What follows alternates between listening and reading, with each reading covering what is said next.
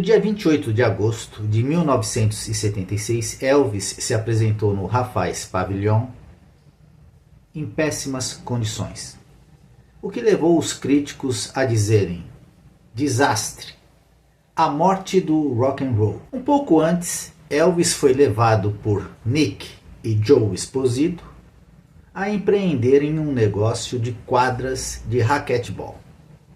Elvis era um artista, jamais um homem de negócios. Quando Elvis percebeu que estava sendo usado, ele saiu do negócio. Agora, esses homens que desfrutavam do passaporte livre para todas as benesses da vida, pelo simples fato de estarem atrelados a Elvis, e além, recebendo casas, joias e carros do astro, não puderam tolerar a quebra de contrato de Elvis e o processaram. Afinal, eles não podiam ficar no prejuízo, se é que Elvis algum dia deu prejuízo a eles com o tanto que lhes proporcionava. Bem, tenham em mente que jamais partiu de Elvis a ideia desse empreendimento.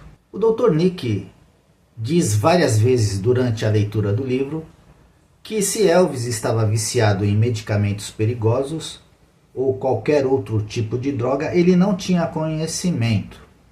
Se isso tivesse ocorrido, seria de outras fontes ou de outros médicos. Porém, vamos ver neste capítulo, na parte 4 deste capítulo, o que acontece quando Elvis tenta viajar sem o Dr. Nick. Albert Goldman, o biógrafo de Elvis, diz: somente a química de Dr. George Nichopoulos pode ressuscitar Elvis. Talvez porque o bom samaritano, como foi chamado em sua defesa no tribunal, tenha viciado Elvis em seus coquetéis. O rei e Dr. Nick. Aqui em algum lugar. O centro de quadras INC sem Elvis continuou a operar com sucesso por cerca de 5 anos até que foi vendido em 1981. Os novos proprietários mantiveram as quadras em funcionamento até 2004 nos mesmos locais. Hoje, é claro, racquetball continua a ser popular em todo o mundo e os torneios internacionais elevaram o status do esporte. Racquetball agora está incluído nos Jogos Olímpicos e eu estou certo de que Elvis teria ficado orgulhoso disso.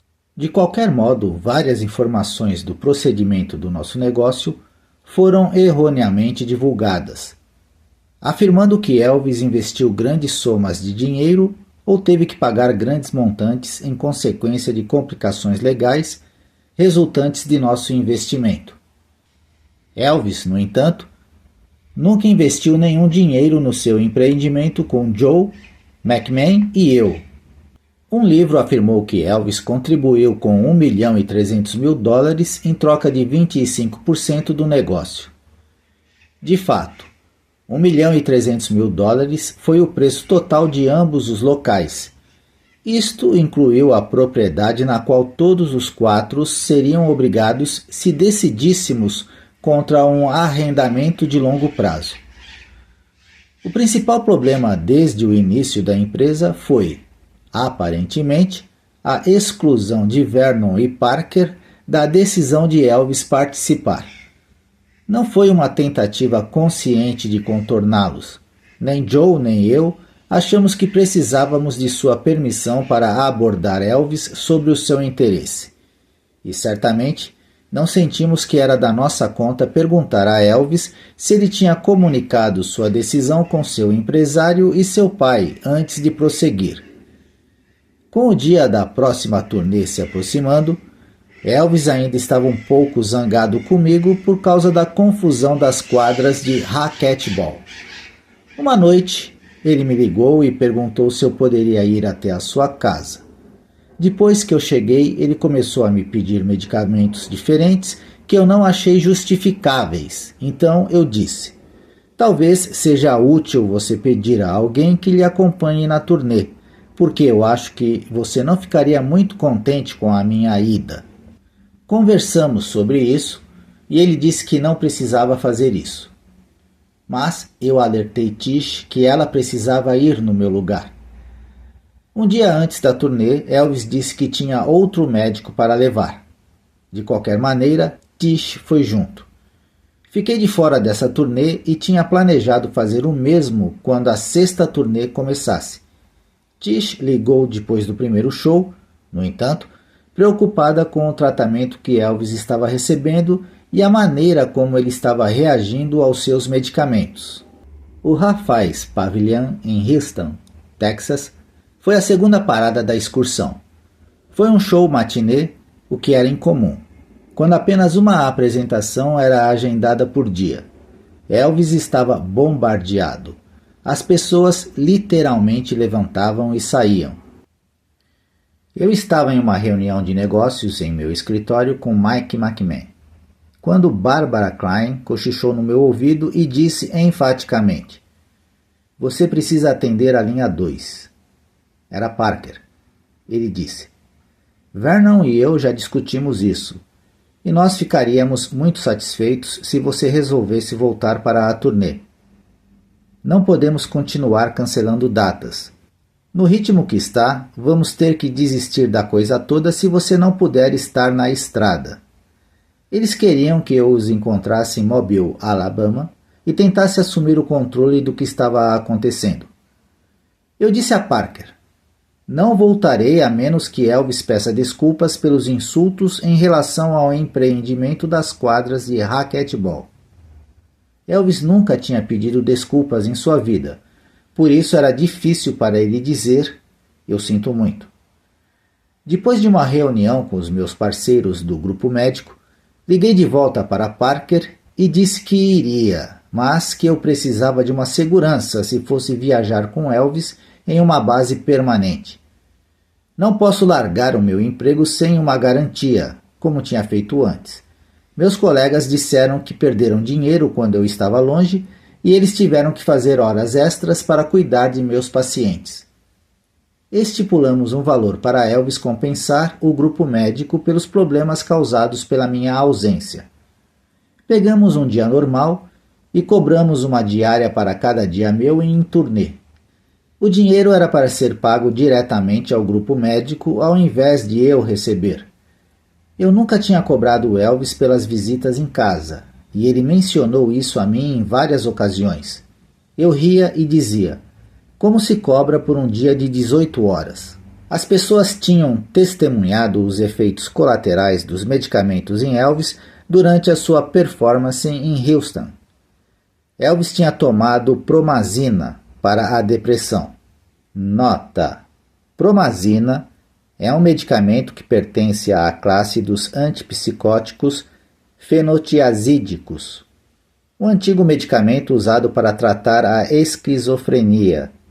É ainda prescrito ao lado de novos agentes, tais como a olanzapina e a quetiapina. Elvis tinha tomado Promazina para a depressão, que contribuiu para os problemas musculares e de fala, e bateu fundo nele. Baixou sua pressão arterial.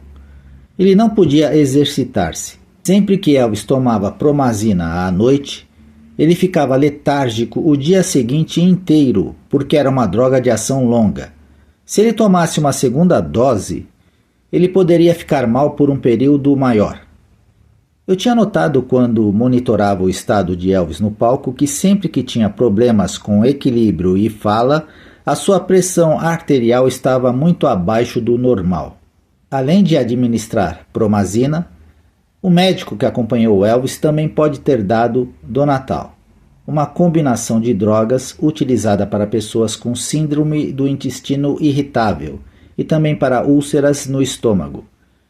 Isso antes que as novas drogas estivessem disponíveis. Contém um barbiturato, mais um antiespasmódico na mesma. Um médico tem que ter cuidado ao usar esse remédio por causa do tempo que ele demora para agir. A droga sempre teve um efeito debilitante sobre a fala de Elvis e funções motoras quando ele se apresentava, por causa da reação do tempo em que a tomou e o tempo que tinha que estar no palco. Muitas vezes, Elvis não tinha escolha se queria ou não tomar certos medicamentos, a fim de evitar ter que deixar o palco durante uma apresentação para o que ele chamou de o chamado da natureza.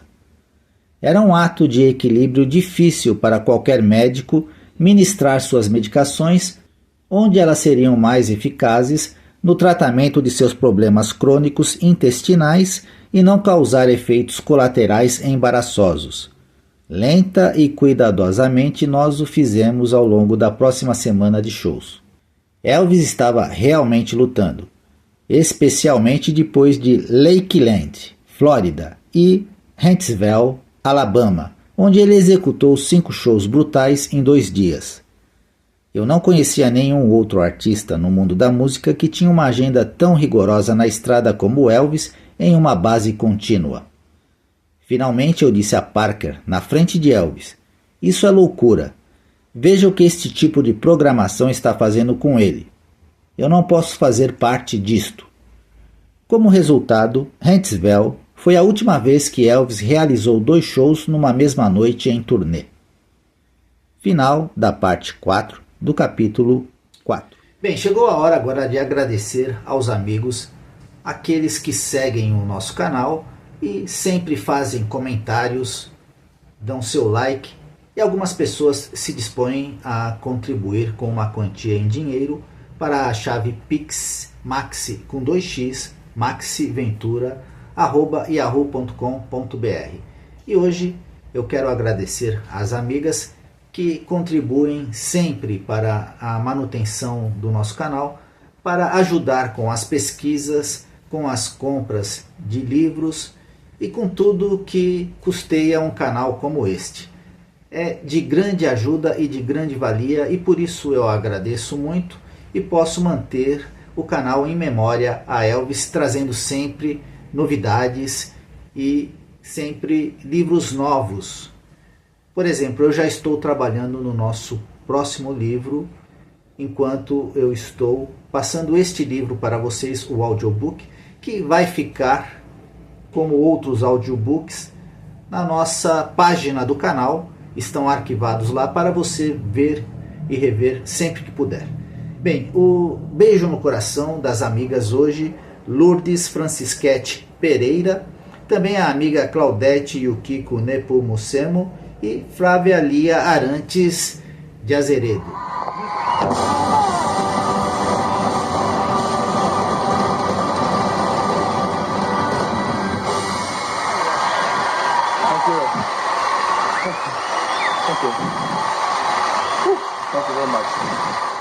Bem, tenham em mente que eu estou me esforçando para fazer os vídeos com a maior frequência possível. Eu trago os vídeos aos amigos, aos fãs Elvis, sempre às 8 horas da noite. Porém, no canal existem mais de 920 vídeos postados. Você pode desfrutar de muito material sobre o rei do rock and roll. Eu volto com mais desta história. Elvis para sempre.